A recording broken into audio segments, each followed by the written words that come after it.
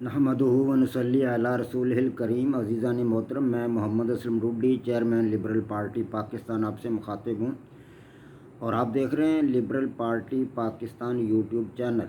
अज़ीज़ान मोहतरम, आपको पता है कि इस चैनल के तवस्सुत से आपके सामने लिबरल पार्टी पाकिस्तान का मंशूर पेश किया जाता है और मैं इस मकसद के लिए आपके सामने अपने ख़यालात का इजहार करता रहता हूँ। आज जिस मौजू पर मैं आपके सामने अपने ख़यालात का इजहार करूँगा उसका उन्वान है इंडिया में मुसलमानों की हालत ज़ार और दो कौमी नज़रिया। अज़ीज़ान मोहतरम, लिबरल पार्टी पाकिस्तान आपका अपना चैनल है। मैं उम्मीद करता हूं और तवक्को करता हूं कि आप इस चैनल को सब्सक्राइब करेंगे, लाइक करेंगे, शेयर करेंगे और बेल आइकन को भी दबाएंगे ताकि पार्टी की तरफ से दी गई मालूमात और गुजारिशात आपके पास बर वक्त पहुँचें और आप उनसे इस्तिफ़ादा कर सकें। अज़ीज़ान मोहतरम, 1906 में हज़रत क़ायद-ए-आज़म मोहम्मद अली जिन्ना ने मुस्लिम लीग में शमूलियत अख्तियार की। वो इस बात का इदराक कर चुके थे कि हिंदू और मुस्लिम हिंदुस्तान में इकट्ठे नहीं रह सकते, इसलिए कि इनका कल्चर, इनकी सकाफ़त, रहन सहन के तरीके, खाने पीने के तरीके, अदब आदाब एक दूसरे से बहुत ज़्यादा मुख्तलिफ हैं। इनके हीरोज़ भी एक दूसरे से मुख्तलिफ हैं, बहुत सारी चीज़ें एक दूसरे से मुख्तलिफ हैं। इनका इकट्ठे रहना एक जगह पर इंतहाई मुश्किल है। इसी इदराक की बदौलत और अपनी इसी सोच की बदौलत उन्होंने मुसलमानों को ये बताया कि हमें हिंदुस्तान से अलग एक मुल्क चाहिए और इसके लिए उन्होंने 1906 से लेकर 1947 तक कोशिश की, जदोजहद की और अपने आप को इस मकसद के लिए वक़फ़ कर दिया। 1947 में खुदा के फजल करम से हज़रत क़ायद-ए-आज़म मोहम्मद अली जिन्ना की कोशिशों से और हज़रत अल्लामा मोहम्मद इकबाल की काविशों से पाकिस्तान वजूद में आ गया। काफ़ी सारे मुसलमान तो हिंदुस्तान से हिजरत करके पाकिस्तान आ गए। गो उन्हें तकालीफ़ बहुत पहुंचाई गई, लेकिन वो बेचारे तकलीफ़ उठाते, दुख सहते पाकिस्तान तक पहुंचने में कामयाब हो गए। बिलाशुबा बहुत सारे मुसलमानों को, नौजवानों को, औरतों को, बूढ़ों को, हत्ता के बच्चों को भी संगीनों की नोक पे ऊपर उठा उठा के उन्हें कत्ल किया गया, शहीद किया गया। और बहुत सारे मुसलमान ऐसे थे जो हिंदुस्तान में ही रह गए। आज उनकी हालत ज़ार जो है देखी नहीं जाती। वो लोग इस्लामी शायर को सही तरीके से अदा नहीं कर सकते। हज़रत क़ायद-ए-आज़म मोहम्मद अली जिन्ना ने जो कुछ उन्हें बताया था, आज उन्हें याद आ रहा है कि काश हम उस वक़्त क़ायद-ए-आज़म मोहम्मद अली जिन्ना की बात को मान लेते, हज़रत अल्लामा मोहम्मद इकबाल की बात को मान लेते और पाकिस्तान चले जाते, तो आज हमारे साथ जो कुछ हो रहा है ये ना होता। लेकिन अब पछताए क्या हो, जब चिड़ियाँ चुग गई खेत। अब तो वो सूरत हाल नहीं रही। अब तो वो हिंदुस्तान के मकीन ही हैं, वहीं के रहायशी हैं, तो वहाँ उन्हें इस्लामी शायर अदा करने की इजाज़त बहुत मुश्किल से दी जाती है। शहरों के अंदर तो हालत कदरे बेहतर है कि वहाँ पुलिस की पहुँच और रसाई होती है, एक्सेस होती है, लेकिन देहातों में जहाँ पुलिस की एक्सेस नहीं होती वहाँ पर मुसलमानों की हालत ज़ार जो है वो काबिले दीद है। वहाँ मुसलमानों को सही तरीके से नमाज़ अदा करने की इजाज़त नहीं है, रोज़े रखने की इजाज़त नहीं है। गाय का तो वैसे ही पाबंदी है पूरे मुल्क में, गाय ज़िबा करने की तो इजाज़त ही नहीं है। हालांकि मुसलमान तो गाय को खाते हैं, गोश्त खाता है मुसलमान, लेकिन वहाँ पर अगर कोई मुसलमान गाय ख़रीद भी ले तो उसको कत्ल कर दिया जाता है, मार दिया जाता है। बेशुमार वाक़यात ऐसे सुनने में आए हैं, देखने में आए हैं। जो हमारे दोस्त अहबाब हिंदुस्तान जाते हैं वो वापस आकर इस किस्म की बातें, इस किस्म के वाक़यात बताते हैं, जो आंखों देखें वाक़यात हैं उनके। तो गाय के नाम पर मुसलमानों का खून वहाँ बहाया जा रहा है। मस्जिदें तामीर करने की इजाज़त नहीं दी जाती। जो मस्जिदें बन चुकी हैं उन्हें गिराया जा रहा है। तो बाबरी मस्जिद के बारे में तो हमें पता ही है कि क्या उसकी हालत की इंडिया वालों ने, हिंदुओं ने। और इसी तरह जगह ख़रीदना भी वहाँ पे बड़ा मुश्किल है। जो बड़े बड़े दौलतमंद लोग हैं वो जगह नहीं ख़रीद सकते।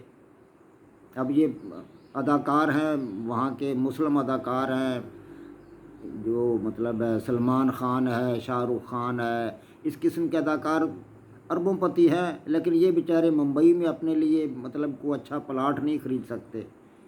جہاں ہندوؤں کی اکثریت ہے وہاں پر جو ہے اپنا حکومت ہے اس کی، اپنے کی بال ٹھاکرے کے بیٹے کی حکومت ہے، تو وہ جو ہے انڈر ورلڈ کا ایک مطلب بہت بڑا کارندہ ہے، اور ہندوؤں کا وہ بہت بڑا سرپرست ہے ممبئی میں۔